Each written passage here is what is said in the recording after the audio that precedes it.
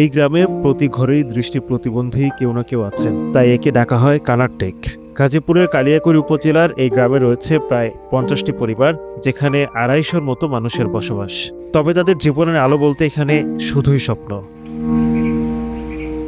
2 যুগ পেরিয়ে গেছে, অথচ এই গ্রামে এখনও পৌঁছায়নি বিদ্যুৎ। বিদ্যুৎ না থাকায় দৃষ্টি প্রতিবন্ধীদের সন্তানরাও পড়াশোনায় পিছিয়ে পড়ছে। অভিভাবকরা চিন্তায় তাদের ভবিষ্যৎ নিয়ে। আমরা এখানে 2002 সাল থেকে আছি। আমরা এই পর্যন্ত বিদ্যুৎ পাই নাই। বিদ্যুৎবিহীন অবস্থায় বুঝে নিত মানবতার জীবনযাপন করতেছি। কারণ আমরা চোখ নাই, আমরা অন্ধ মানুষ। আর আমরা ছেলে মেয়ে যারা আছে আমাদের, তারাও চোখ থাকতেও তারা অন্ধ, কারণ তাদেরকে আমরা শিক্ষার আলো পর্যন্ত দিতে পারতেছি না। এখানে আমরা তো অন্ধই, আমাদের ছেলে মেয়েগুলো তো আর অন্ধ না, তারা লেখাপড়া করা পাচ্ছে না। আমরা অনেক সময় মোমবাতি নিয়ে, এই সোলার দিয়ে নিয়ে আমরা লেখাপড়া পোলাপানে কষ্ট করে তো করে যাচ্ছি। বাংলাদেশের অন্য দেশের রোহিঙ্গারা যদি কারেন্ট পায়, আমরা বাংলাদেশের থেকে আমরা কেন কারেন্ট পাচ্ছি না?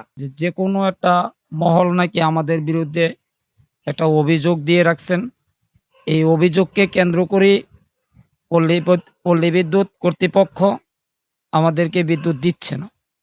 আমরা বারবারই অন্ধ মানুষ, এই যে কষ্ট করে বারবার পল্লী বিদ্যুৎ অফিসে যাচ্ছি, ইউনো অফিসে যাচ্ছি, বা যেই যেতে বলে আমরা সেখানেই যাই, কিন্তু যাওয়ার পরেও আমাদেরকে আশ্বাস দেন যে দেখতেছি করতেছি, বরং আসলে কাজের কাজ আমাদের কিছুই হচ্ছে না। গ্রামবাসী বারবার আবেদন করলেও এখনো মেলেনি বিদ্যুৎ সংযোগ।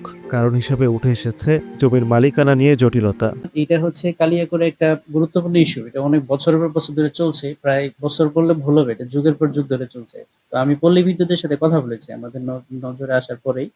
তো ওই জমির মালিকানা নিয়ে একটা সমস্যা আছে, কয়েকটা দপ্তরের সাথে সমস্যা আছে, এই জন্য তারা সংযোগ দিতে পারে না বলে আমাদেরকে জানিয়েছে।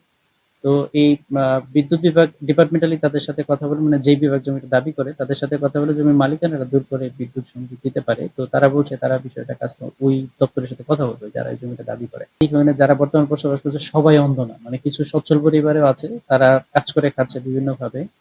তো ওই ট্যাগলাইন করে ফেলেছে যে অন্ধদের পল্লী আর কি। তো বিষয়টা এরকম না, কিছু আছে যে তারা সচ্ছল, মোটামুটি নিজেরা কাজকর্ম করে খাচ্ছে।